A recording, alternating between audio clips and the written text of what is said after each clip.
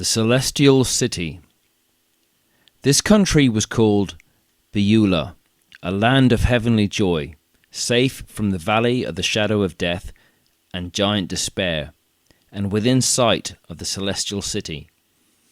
Here the air was vibrant with bird song, and the earth glowed with flowers.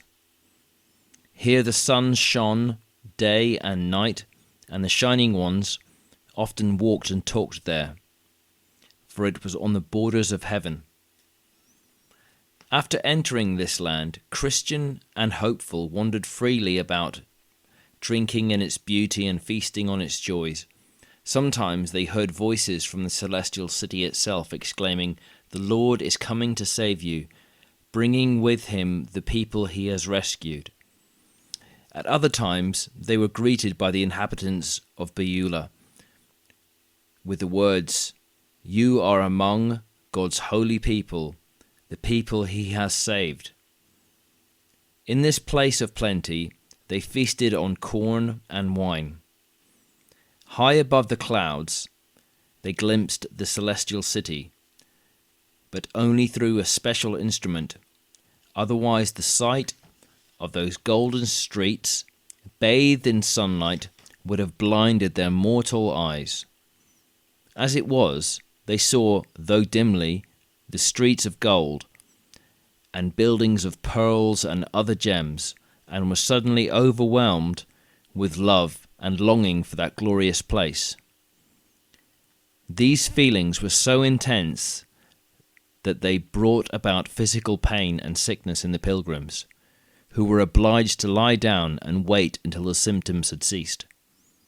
When they felt better again, Christian and hopeful continued to stroll on through the beautiful gardens, orchards, and vineyards. At the gate of one of these vineyards, they met a gardener and asked him, "To whom do these vineyards and gardens belong?" "To the king," the man replied, "for they are his delight and for the refreshment of pilgrims." Then he welcomed the travellers into the vineyard, letting them feast on its luscious fruit before escorting them round the king's arbours and garden walks. Overcome at last by a pleasant feeling of drowsiness, the pilgrims lay down and slept. But even during their sleep, they were able to converse freely and easily. This surprised them until the gardener explained that the grapes had this effect on people. When they fully awoke, Christian and hopeful got up and began to walk towards the golden city, taking care not to look directly at it. On the way, they met two Shining Ones who had asked them about themselves and the journey. Satisfied with the pilgrims' replies, the gleaming pair told them, "There are now only two more obstacles between you and the city." The first was a deep river which flowed between the land of Beulah and the celestial city. Christian and hopeful could see no bridge across this.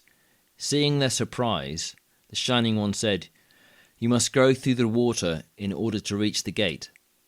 "Isn't there another way to the gate?" the pilgrims asked. "Yes," they replied, "but only Enoch and Elijah were permitted to use it."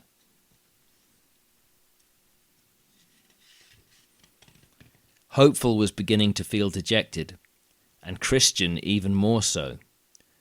When they asked about the depth of the water, their guides answered, "You will find it deeper or shallower according to your faith in the king of the place."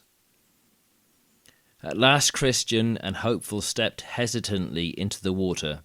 Immediately the older pilgrim felt himself sinking and shouted to his companion, who replied, "Be brave, for I can feel the bottom, and it's firm." But dark horror enveloped Christian, and he could neither see clearly what lay ahead nor recall any good moments from the past. Fear and guilt overwhelmed him. He was terrified by the thought of death and of being rejected at the celestial gate. All the sins he had ever committed seemed to rise up and condemn him. Hallucinations in the shape of hobgoblins and evil spirits added to his confusion and despair. All this time, Hopeful had been trying to comfort him, as well as to keep his head above water. Now he said, "Brother, I see the gate, and men are standing there to welcome us." It's you they're waiting for," cried Christian in despair. "Surely, if they'd been waiting for me, my prince would now be coming to help me. Instead, because of my sins, he's brought me into this snare where he will abandon me." But Hopeful answered, "The wicked do not have such fears as yours. Your anguish does not mean that God has forsaken you. He merely wants to test you to find out whether you will remember how good he has been to you so far, and will lean on him in your present troubles." Christian still looked dazed, but Hopeful called firmly, "Jesus Christ is making you whole and strong again." At these words, Christian's vision cleared and his depression lifted. Then he called out loudly and happily, "I see him. Oh, I see him. And he is saying, 'When you pass through deep waters, I will be with you.'" So saying, he began to move forward with Hopeful through the water. The pilgrims soon reached the shallower part of the river, and from there were able to wade ashore easily. As they gained the bank, they became aware of the fact that they had shed their mortal clothes. The same two shining ones whom they had met before greeted them, then helped them up the steep hill, through the clouds, and toward the celestial city. As they ascended, the heavenly guides described their destination. It is the paradise of God. Within it stands Mount Zion, the heavenly Jerusalem, they said, and its glory is indescribable.